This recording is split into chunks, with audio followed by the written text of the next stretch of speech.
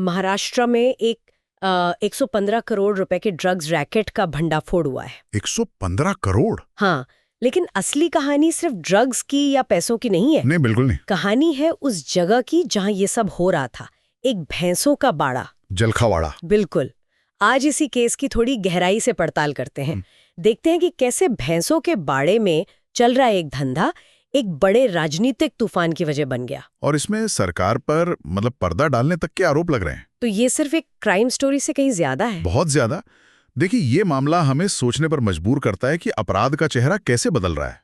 जब ड्रग्स बनाने की फैक्ट्री किसी इंडस्ट्रियल एरिया में नहीं बल्कि गांव के एक बाड़े में मिले, तो ये अपराध, राजनीति और बदलते हुए ग्रामीण भारत की एक बहुत ही बेचैन करने वाली तस्वीर दिखाता है। तो ये पूरा मामला खुला कैसे? शुरुआत तो बहुत छोटी सी थी, है ना? हाँ, बहुत छोटी।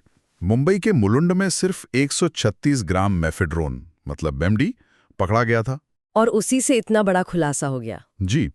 मुंबई क्राइम ब्रांच ने जब उस छोटी सी कड़ी को पकड़ा तो वो उन्हें सीधे सतारा जिले के एक गांव तक ली गई। और वहां था ये जलकावाड़ा। हाँ, और उस भैंसों के बाड़े में जो मिला उसने सबके होश उड़ा दिए। क्या मिला वहां? मवेशी तो नहीं थे वहां। 7.5 किलो ठोस एमडी, 38 किलो लिक्विड एमडी और भारी मात्रा में कच्चा माल था। ये बात सच में चौंकाने वाली है कि अब ये सब दूर दराज के गांवों में हो रहा है। सही कहा।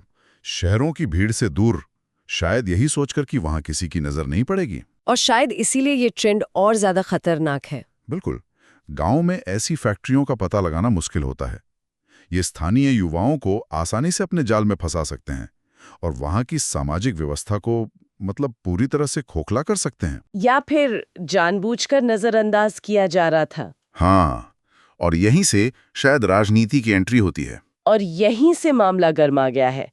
कांग्रेस ने सीधे तौर पर शिंदे-फडणवीस सरकार पर इस रैकेट को बचाने का आरोप लगाया है। लेकिन विपक्ष के आरोप तो अक्सर राजनीतिक होते ही हैं।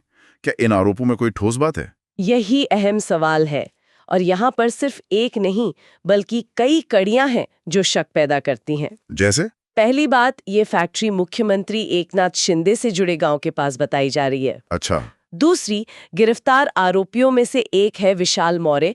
वो कथित तौर पर एनसीपी के अजीत पवार गुट के छात्र विंग का एक पदाधिकारी है। और भी कुछ है? हाँ, सबसे गंभीर आरोप ये है कि ओमकार दिघे नाम के एक व्यक्ति को, जो एक शिवसेना कॉरपोरेटर का करीबी बताया गया, उसे हिरासत में लेने के बावजूद छोड़ दिया गया। उसे पकड़ा और फिर छोड़ दिया। जी। विपक्ष का कहना है कि ये राजनीतिक दबाव में हुआ है। तो ये एक के बाद एक जुड़ती हुई कड़ियां हैं। हाँ। और शायद इसीलिए विपक्ष को राज्य पुलिस की जांच पे भरोसा नहीं है। बिल्कुल। उनका तर्क यही है कि जब शक की सुई इतने ऊंचे पदों और रसूख वाले लोगों की तरफ हो तो राज्य की एजेंसी पर दबाव आ सकता है। तो इसलिए सीबीआई जांच की मांग हो रही है। हाँ, ताकि इस मौत के कारोबार के पीछे के बड़े चेहरे और उनके संरक्षक बेनकाब हो सकें। तो एक भैंसों के बाड़े से शुरू हुई कहानी 115 करोड़ के ड्रग्स, राजनीतिक संरक्षण के आरोपों और अब सिस्टम पर उठते सवालों के एक बड़े जाल में उलझ गई है। हाँ, और ये मामला हमें एक बहुत ही बुनियादी सवाल पर लाकर छोड़ देता है। क्या? कि जब किसी गांव में भैंसों का बाड़ा, जो ग्रामीण जीवन और मासूमियत का प्रतीक माना जाता है, बिल्कुल, जब वो करोड़ों के ड्रग साम्राज्य का अड्डा बन जाए, तो ये उस समाज के बदलते हुए नैतिक और आर्थिक ताने बाने के बारे में क्या कहता है?